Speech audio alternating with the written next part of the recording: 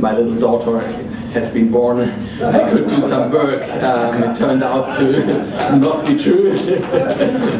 So in the past couple of weeks I've been busy with other things, which was nice for a change, but it was not quite as productive in terms of programming as it usually was. So that's why today I'm going to tell you about the latest features in Artworks, and this version was released at this year's Wakefield show. So maybe if you've been to my talk at Wakefield, I'm afraid there is nothing new here, so that's your chance to escape before you are bored. But apart from that, yes, I've got some interesting things to show, hopefully. I've got to apologize again. While demonstrating, I'll have to turn my back to you, because there's no other way to see anything. My laptop wouldn't show me anything while the projector is connected. So, Artworks 2x2, that was the version I released in May, has got one new feature, though in fact, as it turned out, it's really like at least 3 features in one. A lot of features people have been requesting for many years, I've put into a single new feature, and it's all about lines. It's called artistic lines.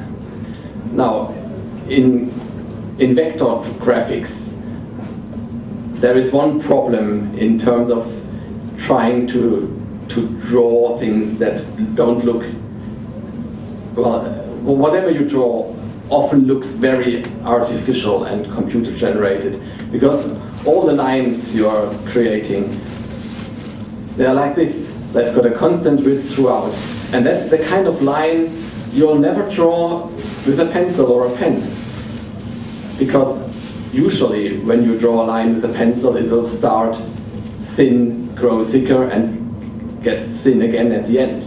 And that's the kind of line that's very difficult to draw using a computer program like Artworks. Obviously, you can try it manually with a tool like freehand. Yes, you could, in theory, start thin, go thick again, and end thin, and you get something that is roughly like a natural line. Well, not exactly here, but I think you get the idea. The difficulty is as soon as you start editing this, you'll get into real trouble. Now maybe you don't want it to curve like this, you want it to curve a bit differently. With a line, that's easy enough. You can move this control point around, you can change the way the curves run. It's all very easy with a line. With this kind of object, well, you'll end up editing the outline on both sides, supposing you want this to be a bit thicker. It's just a nightmare. So this is where artistic lines come in. They are a mixture between ordinary lines and shapes, and they allow you to have what I call a width profile. That means that the width of the line can change along the line. So there's a huge number of predefined profiles. Let's take this one, it's called ellipse. Now I draw a line, and you'll see it starts thinner, gets thicker, and gets thinner again towards the end. In fact, it's even more impressive if I take away the outline. Okay, like this. So, and the big change is that this is still a line. So, if you want to edit it, you can still move control points around. You can do everything you can do with a standard line. You can change its width. Sorry, wrong menu. This one here. Make it thicker, or make it thinner. So, as far as editing is concerned, it's still a line, but it's got the variable width. You can change the width profile, of course, to something more interesting. For instance, this. So this is quite a difficult object to achieve with standard Artworks. With this new feature, it's really easy, and yeah, and it's all still editable. And what is more, and that's another feature people have been requesting, this line now can have an outline itself. So just give it an outline. Oops, maybe not quite as thick. So you now have got a line with an outline running around it, and it's still fully editable. And that's still not enough. Let's make that a bit thinner. This is now flat filled with blue.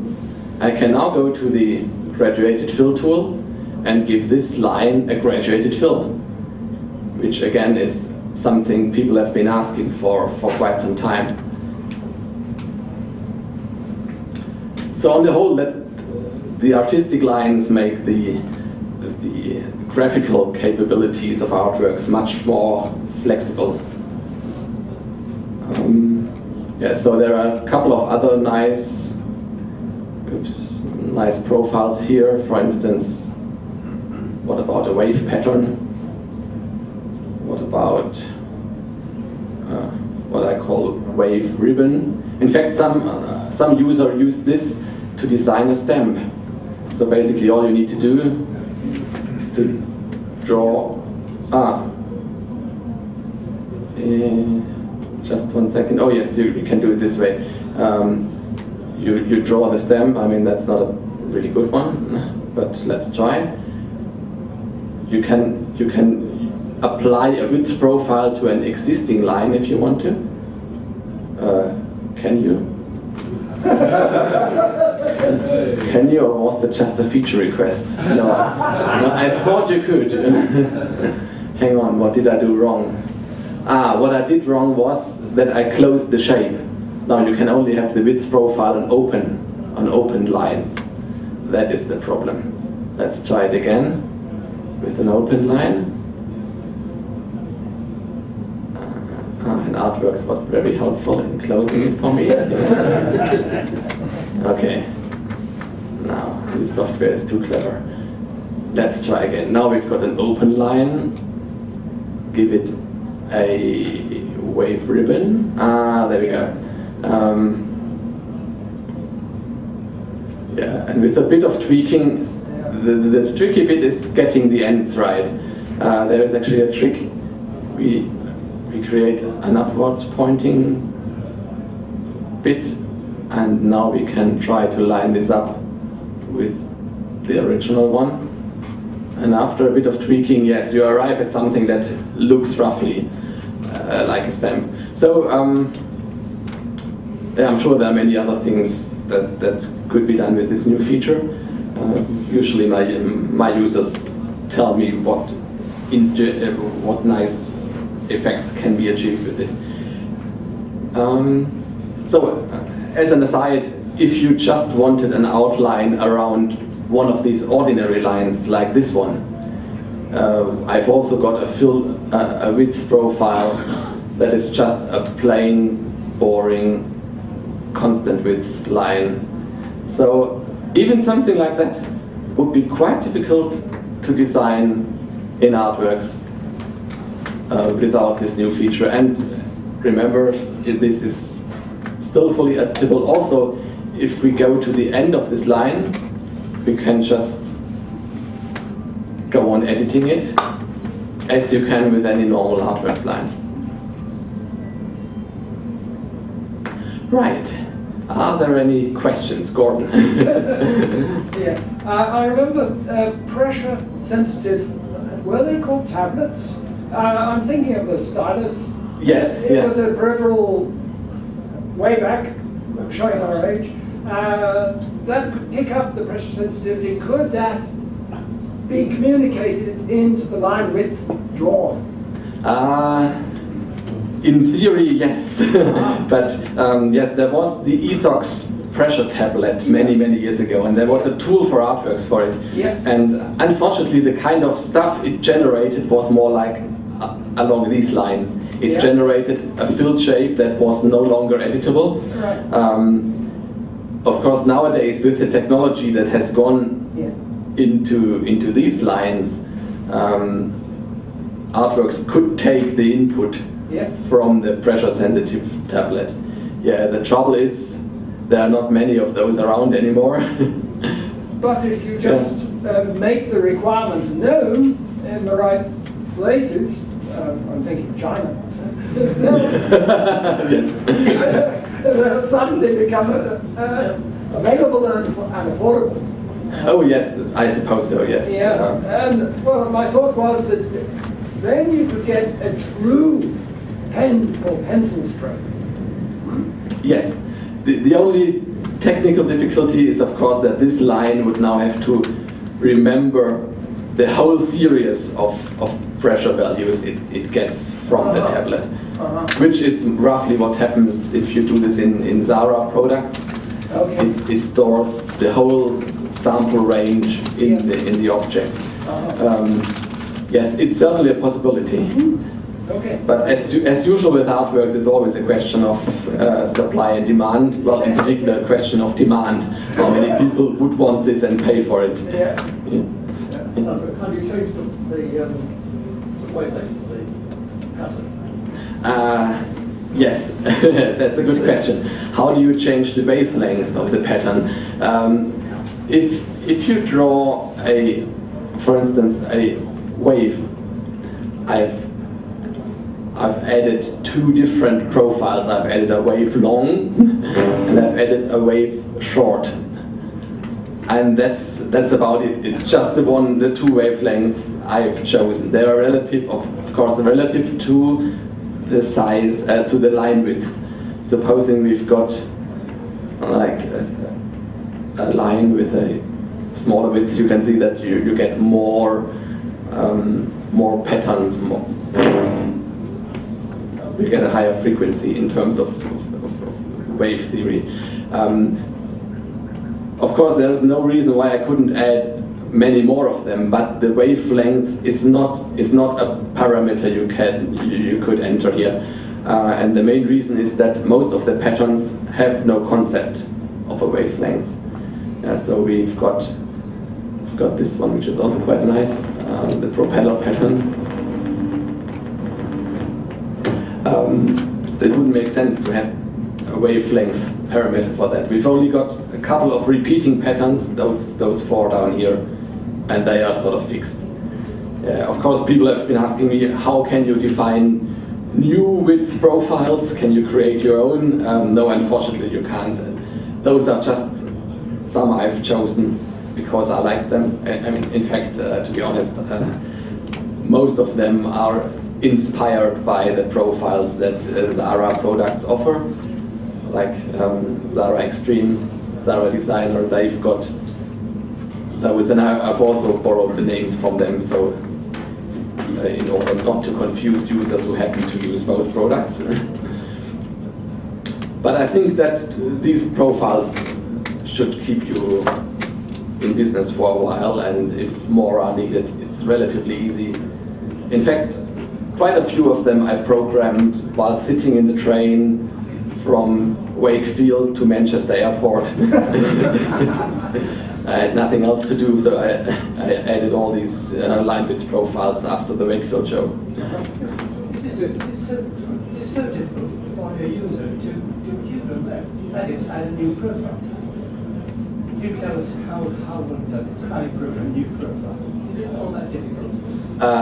It is basically you need to evaluate a function to give the distance from the center line as a function of the distance along the line. And not all functions really work well. You can't have too drastic changes in the function. It needs to be relatively smooth. In theory, you can write a function to make any damn shape you want, can't you? In theory. In principle, yes. Well, not any shape you want, because it still needs to be a function. You can't. The shape cannot sort of curve back on itself, because it needs to be a function like from the distance. From the center line, you need to define what kind of distance you want. But yes, in theory, it's just a question of how we get your function description into the program. With some kind of a script language that might be possible, but no. it's not a common thing to allow users to do, really. The problem with fixed wavelength is that it won't fit, especially if you're using it on lines which have corners. I found this with things like draw, when you're using dotted lines. Yes. You get a very odd, wrong-looking effect if a dash doesn't go around the corner or something like that. Whereas if you could tweak the wavelength, you could make things fit. Yes, there is one tiny difference compared to dash patterns in that an artistic line always have an exact number of repetitions here. So if I make this line slightly longer, if you look at a standard line with a dash pattern, then indeed you can get unlucky in that you have got okay, of course you can't really see it here. Let's make it thicker. You won't always get a full repetition at the end. Let's see, if I make this just slightly longer, you can see. No, not yet. Yeah, you can see here that you get half a dash pattern. If you do the same with an artistic line, you will just notice that the patterns are spread slightly more along the line until at some stage it decides that it's now long enough to fit in a whole new repetition. Let's see when that happens. Not for a while. Yeah, now it happened. Yeah, now if I undo now, you can see that it has now decided, okay, now we can fit in an entirely new repetition. So that's one way of making it look all right in most cases. Of course, if the line itself has got corners, you won't get a full number of repetitions within each line segment. Oh. And there was a reason why I didn't. So. Well, I just thought, well, why not scale it? In other words, you choose the value of the contoured line, let's say, and then just by scaling it to fit the gap that you have in mind. That's what you'd end up doing. You'd end up having to change your drawing so that the perforation fits, which is a constraint one would rather. Well, yes, but I mean. Another solution, of course, is to draw each of the lines of the sides as its own line. It then gets a full number of repetitions. But you can't really win, because if artworks gave a full number of repetitions to each line segment, then it would still mean that the patterns are not the same size all around the shape, so that would look a bit odd too. Oh, there is one more tiny detail that is worth mentioning. Supposing this shape is self-intersecting,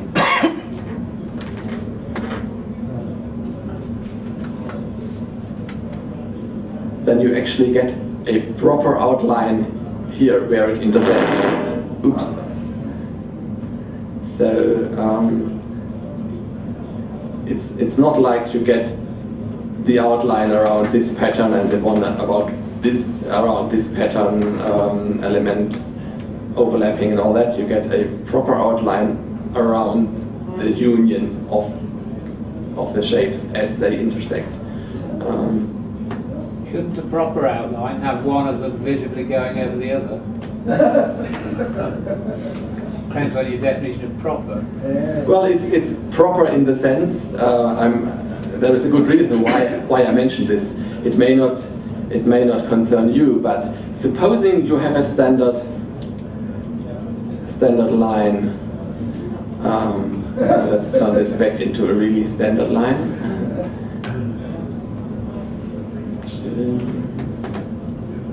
And you draw something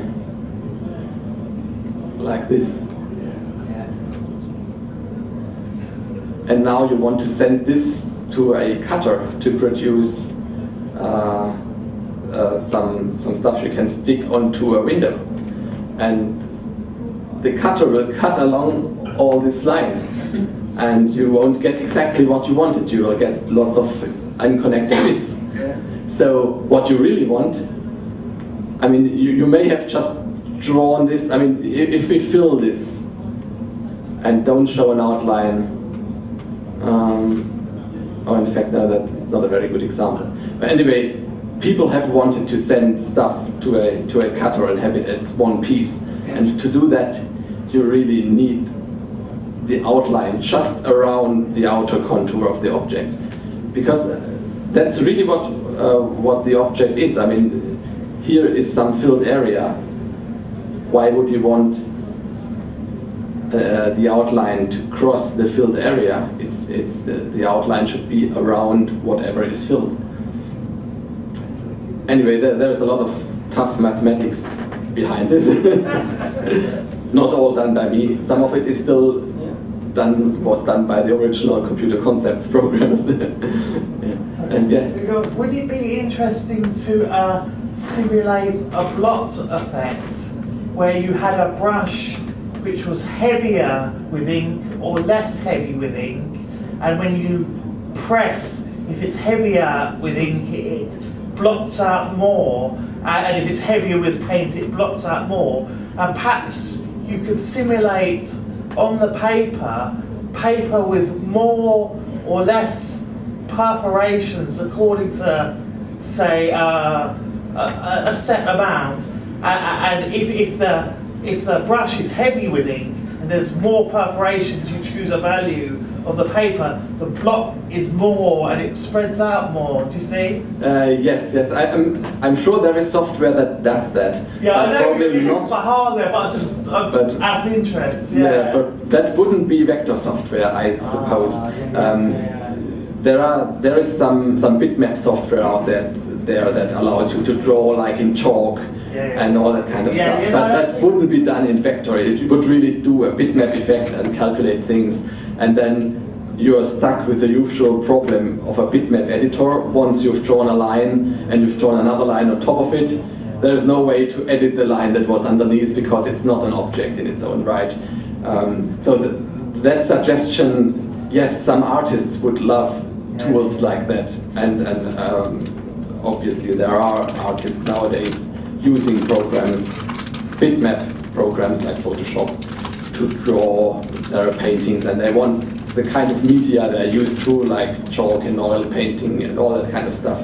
And of course computers can do that kind of thing, but yeah, not in the vector area really. Because kind of in a simpler way, you could, I mean, you could use even with sort of the mechanics of water, where you just do it at random so that it appears as though it blots out in a natural manner, but it's just a random algorithm in a computer way, you know. I mean, all that kind of stuff is possible, of course. It's just going beyond what Artworks is designed to do. So, any more? Yes. I've seen people doing brush strokes, as in Japanese or other Eastern characters, and some of the primitives, the elements that you showed, approximate that a little bit by end. In other words, heavy one end, tapering at the other. So with some clever sequencing, you could perhaps imitate the brush stroke. Is that so? And would you like to get to the point where each I mean, basically, if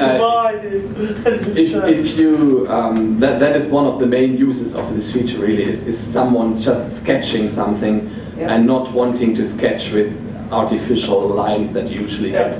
I mean, if you choose one of the profiles that have a natural shape, you'll actually end up pretty much like with brush strokes. And supposing you're an artist drawing Japanese characters, and that's I mean, obviously I have no idea about Japanese characters, but they often appear to be drawn by a brush like this, and so that's precisely what I suppose most people would be using this for, because if you consider doing the same with an ordinary standard width line, this would look very, very artificial, and here you can just scribble away and draw, and still have the flexibility that these are lines that you can edit at any time.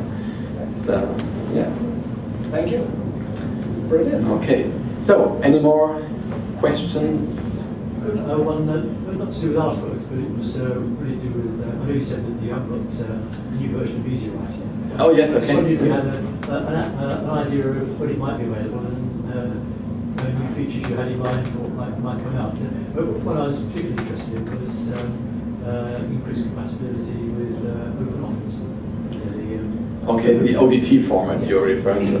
Okay, yes, there are no exact plans. I mean, in the past couple of years things were easy because I had this fixed schedule, new version of Artworks for Wakefield, new version of EasyWriter for the London show. I skipped one EasyWriter upgrade when I did the PostScript 3 driver with John Titgett. This year I'm afraid I had to skip one more, but I'm not sure. Maybe I'll manage to get back to work a bit more now. Maybe, I don't know, I might get waken up early in the morning every day and suddenly find myself with nothing to do at 6 a.m. in the morning. But that's what I thought might have happened in the past couple of weeks, and for some reason it turned out that when I was awoken I was also with a lot of jobs to keep the little one happy. So yeah, let's see what happens in the next couple of weeks and months. There is the Southwest show in near Bristol, probably in February.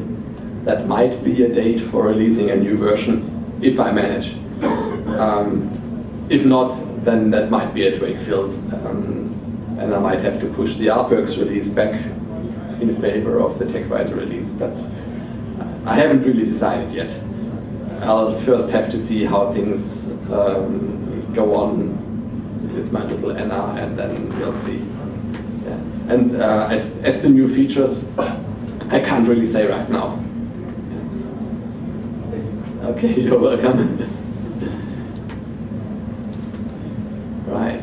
Well, a comment. I think the ODT format and its relatives, the spreadsheet and so on, absolutely are in the frame because this is becoming platform independent, isn't it? And I think it's got even EU endorsement.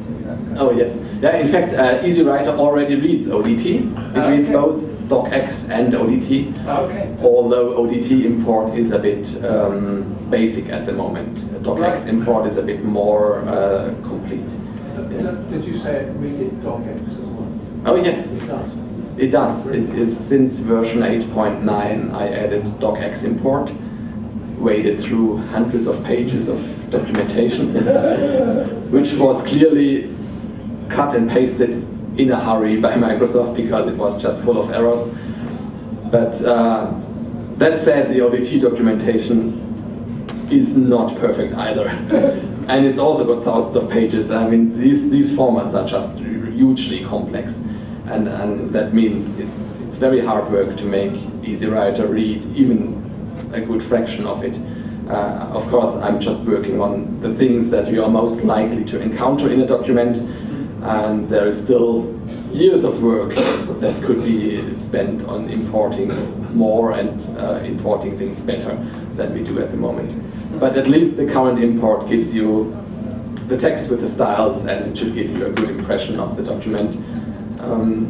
That's ODT, and in docx we got a bit more. We import graphics and tables, which is currently not done with ODT. So that's certainly one area that needs improvement. With the import of docx, I think it's still the latest version, saying that some things it doesn't import, but there's no indication that there was information missing. I think it was to do with tables. Yes. It would be, even if I can't import it, it'd be nice to know that there's something missing to go and start digging and looking elsewhere, rather than just get a document that looks complete and discover that in fact it's not. Yeah, that's a very good point. In fact, I've got that on my to-do list for at least 5 years for the ordinary Word import, because there used to be a few rather exotic things it didn't import. Now the docx import, there are a few even common things it doesn't import, and then it would really be nice to tell the user, sorry, I found some fancy vector graphics and I just ignored them. And maybe the thing you were referring to is that the current docx import only imports one paragraph per table cell. It can't do more than one paragraph, Probably, and yeah. that can lead to Yeah. rather surprising results Yeah. if people have multi-paragraph table cells in their documents. So yes, I hope I'll finally manage for the next version to add something like an import summary that tells you I've thrown away 50 paragraphs of text and I've thrown away all these pictures and so on. So at least you know whether what you see is supposed to be correct or whether something was thrown away deliberately. That would be very helpful. Yes, that's a good point. There's one example I had where EasyWriter imported a document better than OpenOffice. Oh, well, I'm flattered. But that's, I have to admit that that's going to be a very rare case. It was a picture that it appeared in EasyWriter. It was very small. So I went to OpenOffice and I thought, well, that's displayed properly. So you can pick it up. Ah, okay. Good. So OpenOffice is now replacing it with LibreOffice. OpenOffice not being developed much, I understand. LibreOffice is the new OpenOffice, if you like. Yes, it's a bit of a... Both are still struggling on. I mean, the OpenOffice has been taken over by the Apache Foundation, and they've just recently released an upgrade. I mean, for some time it was easy enough. There was OpenOffice 3.0, it got stuck. LibreOffice went on. Now OpenOffice also went on, and now you have to choose which strand you follow. Reminds me of some operating system. I